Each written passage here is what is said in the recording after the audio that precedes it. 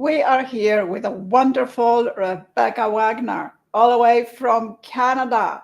She's coming to the Mid America Hypnosis that's just around the corner, just a few days.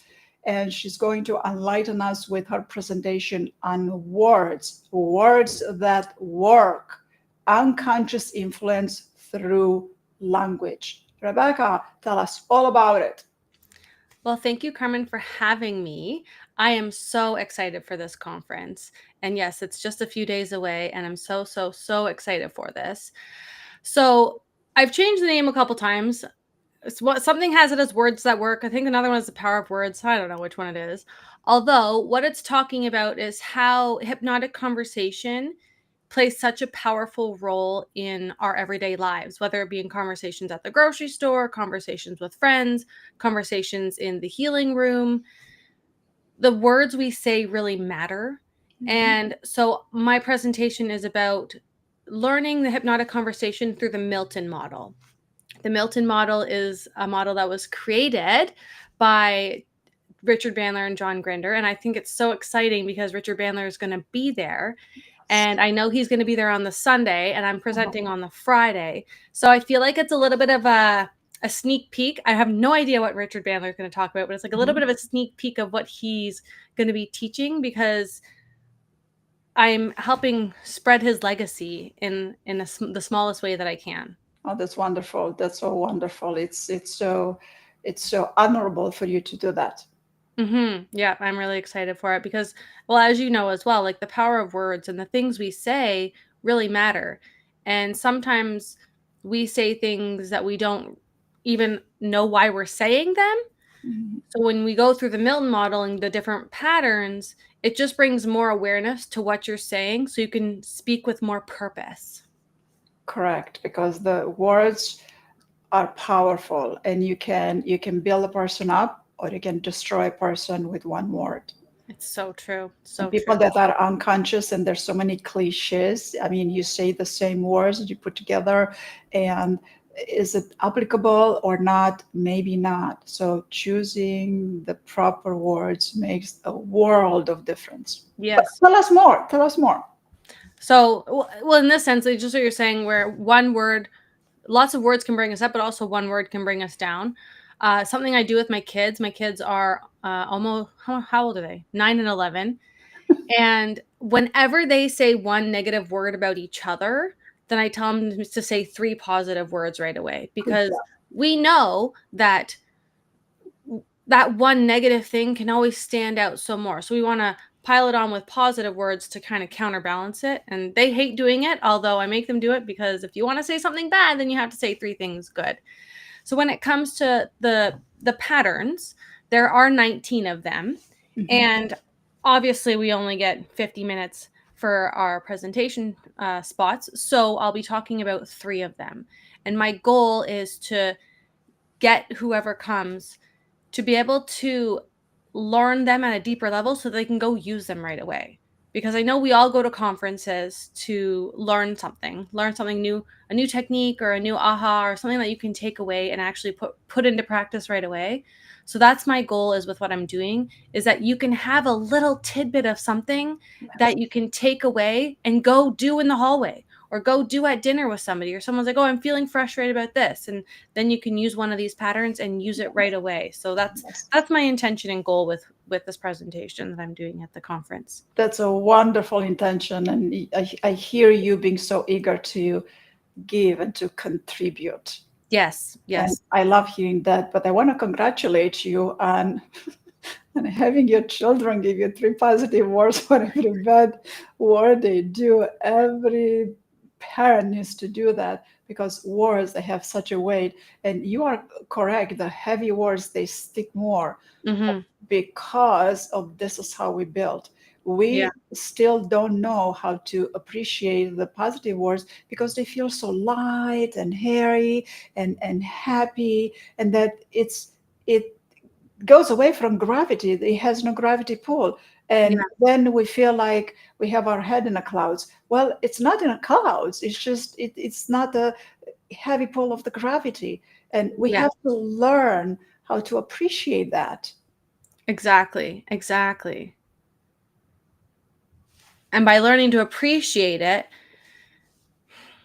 it creates that better connection between the mind and the body. So then you're no longer in the clouds because your body is the one that's grounded here on the earth. So then you can really accept those words or whatever it is at a deeper level. And what I love about the Milton model is it's very Milton Erickson is who they created these patterns over. And with the study of NLP, they looked at all people that had success. They modeled success, right?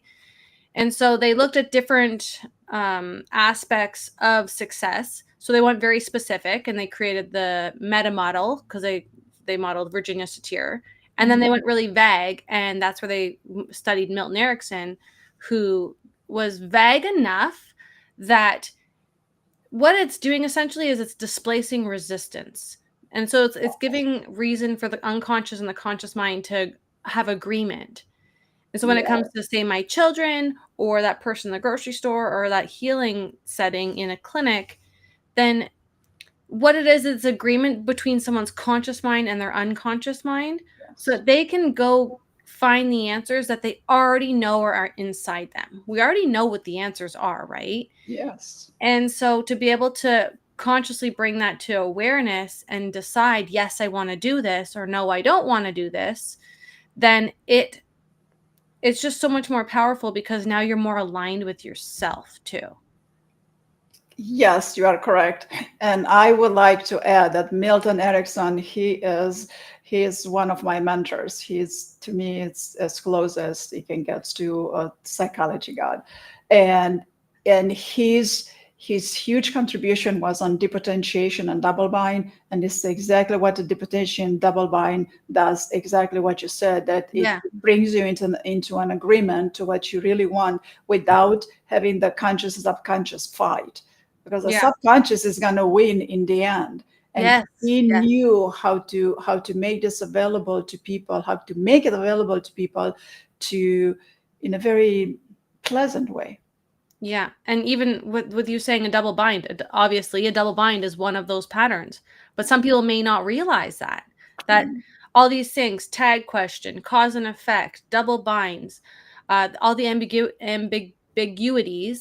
they're all part of the Milton model. Yes. And so many people use them on a regular basis, and they don't even realize it's part of a bigger whole.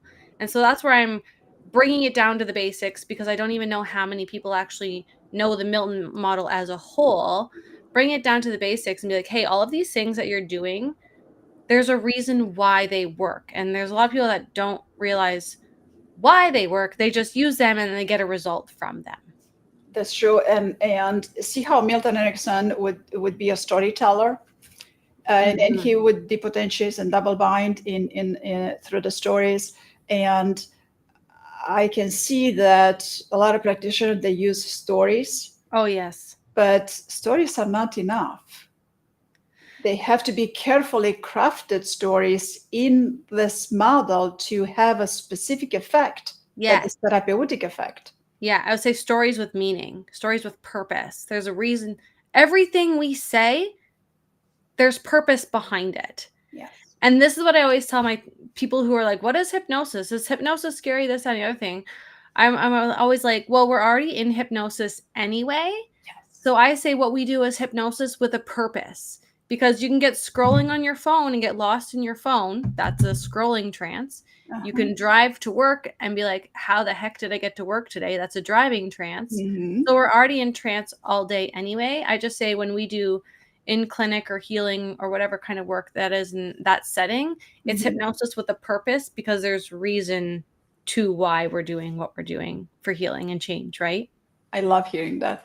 What I like to say to some people, very skeptical people, oh, you're gonna make me do other things? No. So what I like to say to them is that I am going to dehypnotize you.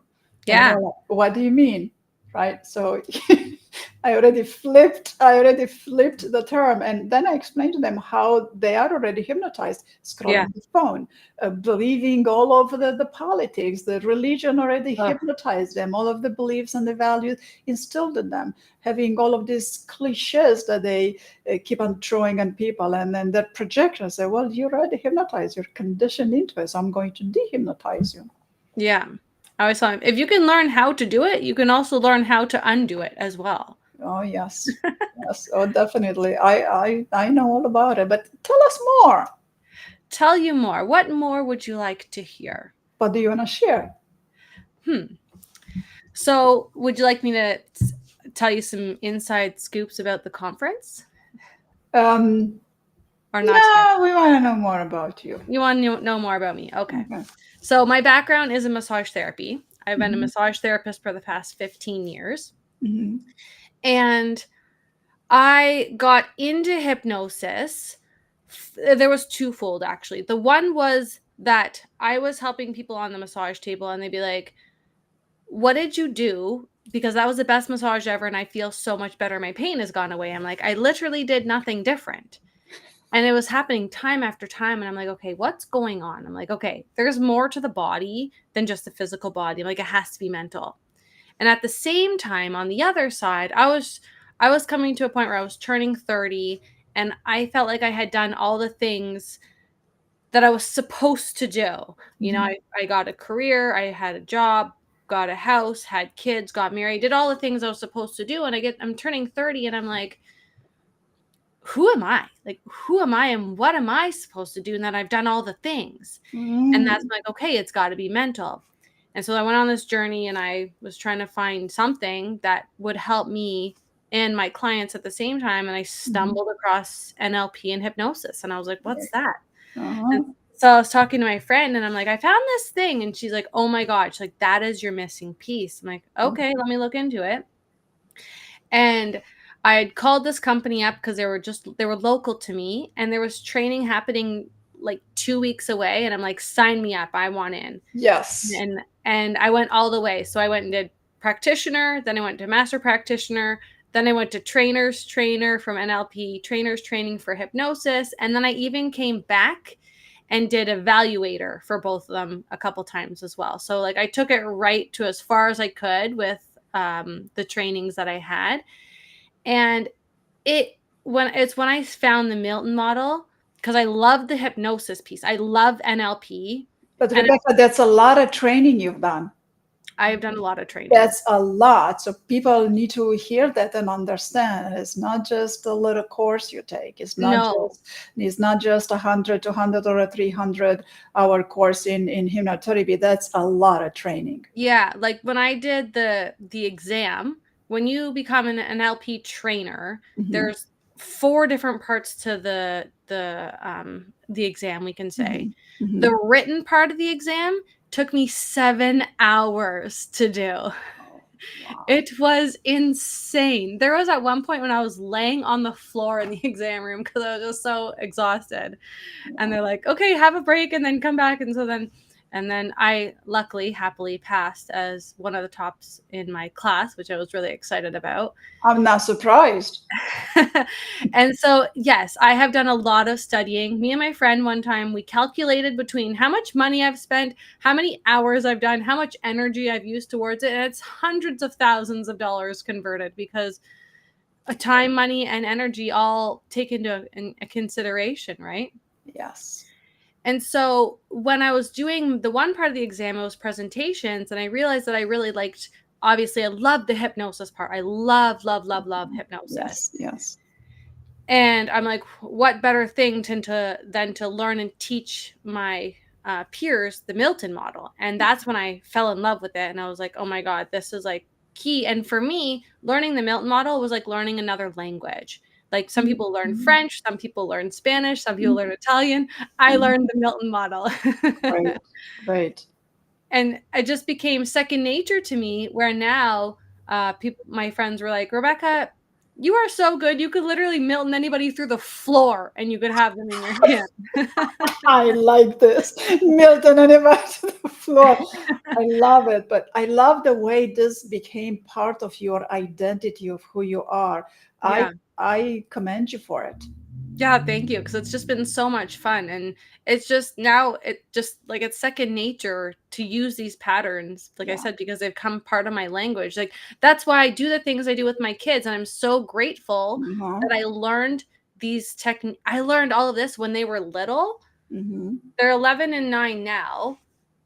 I started my training in 2019, so It's a 6 long years time. ago. So they would have been 3 and 5. Yeah. So they don't know any different either, which is so amazing. So even another thing I do with them is every morning in the car on the way to school, I'm like, "Okay, tell me 3 things that you're grateful for."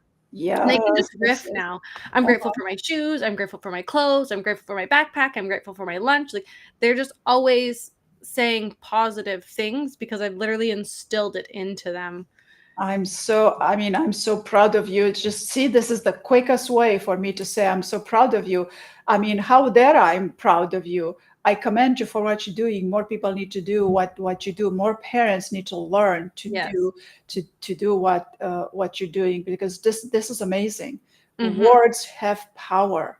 Oh, the power of the words is there's a reason why they call it spelling, because by the time you say it, you're casting the spell into the universe. Yes, you're right. You're right. You're right. And so many people talk about manifestation here and there, but they don't understand the very basic of it, and the pillars for manifesting anything, law of attraction and all of that. And I'm happy you are bringing this. I'm sure you. I want to attend. I want to hear what you have to say. And a lot of people need to attend to your conference. I mean, we have people that have done this forever and ever. They can always be refreshed by your Milton model. This never gets old. Exactly, and that's why I say, like, I'm bringing it back down to the basics because I won't know who knows it, who knows some of it, who knows none of it, who's never heard of it. And so if I just bring it back down to the basics, and like I said, I'm only going to teach 3 of them because I don't want to overwhelm everybody. Yes, And then that way if you have 3, then you can literally take one of those and go use it in the hallway right after. Go use it at dinner right away. correct. What a great way. But right here, I this is your speaker page. So we go to hypnosisconference.org, then you go to schedule of over Yes. there on top. See right here, the scheduled any page. When you go to main page, schedule, and then if you scroll down through the schedule, Rebecca is going to speak on Friday at 5 p.m. right here. Yes. So then you click on it, and then here's her page. Look at that wonderful smile. Then you're going to, again, you will be reminded that she's going to speak on Friday at 5 p.m. You'll Yes. find the room. That's not a problem. No. And again, you learn more about her presentation, words that work, unconscious influence through language. And she's already explained that this is the Milton model, which is, how did you say about the floor? Oh, that I can Milton anybody through the floor. There you go. So she's gonna Milton you through the floor for I'm this, Milton you through the floor. for this presentation. That's wonderful. And here you can learn more about Rebecca. And my goodness, Rebecca, how much training you had and put into this. Um, So, everybody, go get your tickets. Here are your tickets, hypnosisconference.org. You have 3 different levels. If this is what you can afford, then that's what you do. If you can afford a little more, I highly recommend it, because you're going to have the red carpet gala. I don't know, Rich said that he's throwing in the red carpet and treating us like Hollywood stars. Oh, So yes. you're gonna have that, and to have Rich Gott's comedy show, you've been there last year. I I mean, was in it last year. I was up there. I watched it. I mean, it's you can't smile anymore. There's no more room to where to smile. There's so much left that it's so good. By the end of it, I had one boot on. I know, I remember. I remember. It was fun, but for It you, was it was fun. fun to experience it. It was, yes. Yes, yeah. So go here, get your tickets, and again, then go to, you're gonna find the schedule and come see Rebecca on Friday, October 17 at 5 p.m. All about the words, and she's going to melt you to the floor. Rebecca, I look forward to seeing you at the conference. I'm so excited for it. I look forward to seeing you as well. All right. Bye bye, everybody. Come see us at the conference. It's going to be fun.